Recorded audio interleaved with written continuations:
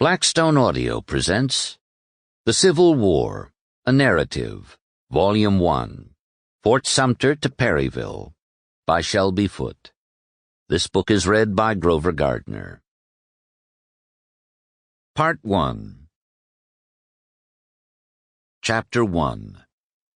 Prologue. The Opponents. It was a Monday in Washington, January 21st. Jefferson Davis rose from his seat in the Senate.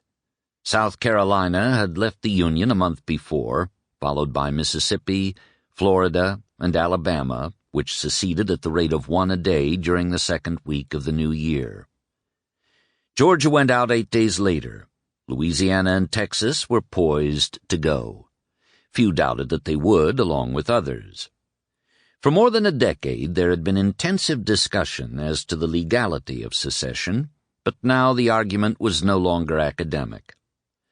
A convention had been called for the first week in February at Montgomery, Alabama, for the purpose of forming a confederacy of the departed states, however many there should be in addition to the 5 already gone.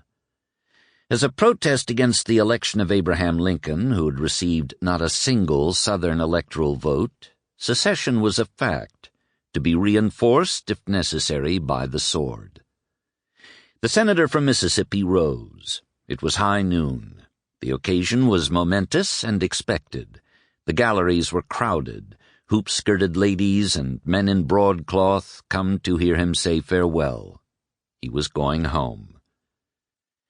By now he was one of the acknowledged spokesmen of secession, though it had not always been so. By nature he was a moderate, with a deep devotion to the Union. He had been for compromise so long as he believed compromise was possible. He reserved secession as a last resort. Yet now they were at that stage. In a paper which he had helped to draft and which he had signed and sent as advice to his state in early December, his position had been explicit. "The argument is exhausted," it declared. "All hope of relief in the Union is extinguished." At last he was for disunion, with a Southern Confederacy to follow. During the 12 days since the secession of Mississippi, he had remained in Washington, sick in mind and body, waiting for the news to reach him officially.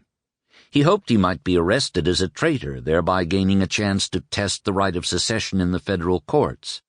Now the news had been given him officially the day before, a Sunday, and he stayed to say goodbye. He had never doubted the right of secession. Sample complete. Ready to continue?